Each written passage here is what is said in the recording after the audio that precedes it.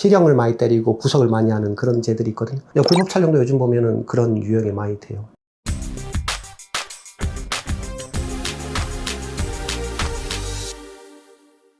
안녕하세요. 김상선 변호사입니다. 요즘 많이 무더워졌고 좀 힘드시죠? 항상 이게 사시사철 발생하긴 하지만 특히나 그 여름에 좀 옷이 좀 가벼워지고 얇아지고 이럴 때 몰카 범죄, 카메라 부정 촬영, 이걸 카찰죄라고 보통 표현하는 것 같더라고요. 요것에 대해서 알아보겠습니다. 보통 몰래 카메라 범죄라고도 하죠. 성폭법, 성폭력 범죄에 관한 처벌에 관한 특례법에 있는 건데, 여기 이제 구성 요건이 통상 상대방의 동의 없이 촬영 기기를 이용하여 성적 욕망, 성적 수치심을 유발할 수 있는 부위를 촬영하는 걸 뜻하는 거거든요. 구체적인 구성 요건에 대해서 설명드리면, 이제 요게 그 성폭법에 부정 촬영에 대한 처벌하는 규정이 있고요. 또 이렇게 부정 촬영되었거나 또 성적 욕망, 성적 수치심을 유발할 수 있는 사진을 유포, 반포하는 행위를 처벌하는 규정이 있고, 또 설령 그 촬영 않고 이렇게 반포, 유포한 파일을 소지하거나 보는 행위, 이런 행위도 처벌하는 규정이 있습니다. 폭넓게 처벌하고 있죠. 카메라 부정 촬영이 이제 대표적인 건데, 그거는 아까 설명드렸던 것처럼 촬영 기기 이용, 그러니까 얘 카메라도 있고 핸드폰도 있고 이런 것들을 이용해서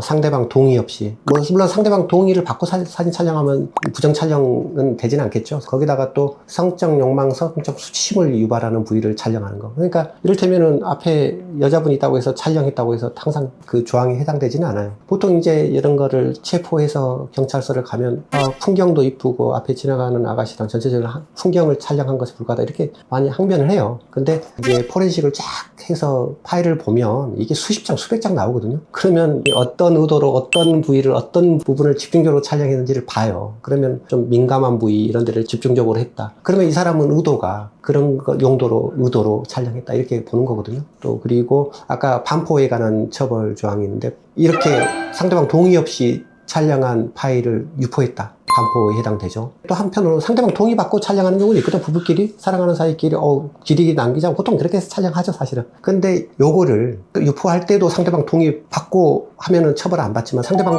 동의를 받고 촬영했다고 하더라도 상대방 동의 없이 유포를 하면 또 반포에 해당돼서 또 처벌하게 되죠. 또 이렇게 된 것들을 받았다고 해서 소지하고 그걸 보고 있는 행위도 또 처벌하고 있고요. 그러면 이 각각에 대해서 어떻게 또 처벌을 하냐면, 불법 촬영이나 반포를 상습적으로 한다. 보통 상습적으로 한다는 의미는 여러 번 처벌받았다는 뜻이 아니에요. 처음 체포됐다고 하더라도 이 사람은 상당한 기간에 걸쳐서 계속적으로 촬영해 왔다. 그럼 상습범이 될 수 있죠. 불법 촬영도 7년 이하의 징역형으로 규정돼 있고, 반포도 7년 이하의 징역형으로 규정돼 있어요. 이것에 대해서 2분의 1 가중돼요. 또 그런데 또 반포는 또 생각해 보시면, 왜 반포를 하겠습니까? 악한 마음 갖고 그냥 반포하는 경우 있어요. 근데 영리 목적으로 하는 경우 있거든요. 돈 벌겠다고. 영리 목적으로 하는 경우는 그것에 대해서 또 가중 처벌을 하죠. 영리 목적의 상습범이면 엄청나게 가중되겠죠. 또 그리고 또 생각하셔야 되는 게, 촬영도 하고 반포도 있다. 그럼 이거 경합범이 돼요. 거기 또 경합범 가중도 돼요. 그렇기 때문에 촬영도 하고 반포도 하면 경합범 가중된 데다 상습범으로 가중되고, 거기다가 영리 목적까지 되면은 형량이 확 올라가겠죠. 요즘에 이 불법 촬영, 이게 사회적으로는 문제가 돼가지고, 이게 법정형이 규정되어 있는 데서 법원에서 좀 엄하게 처벌하는 죄가 몇 가지가 있어요. 실형을 많이 때리고 구속을 많이 하는 그런 죄들이 있거든요. 불법 촬영도 요즘 보면은 그런 유형이 많이 돼요.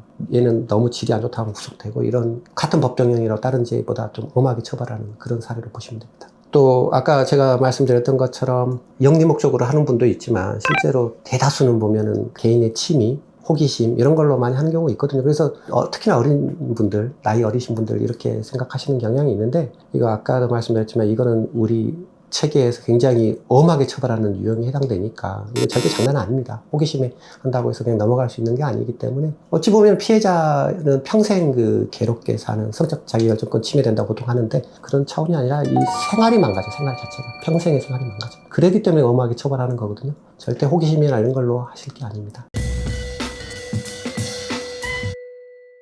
오늘 영상이 도움되셨다면 좋아요, 구독 부탁드리겠습니다. 감사합니다.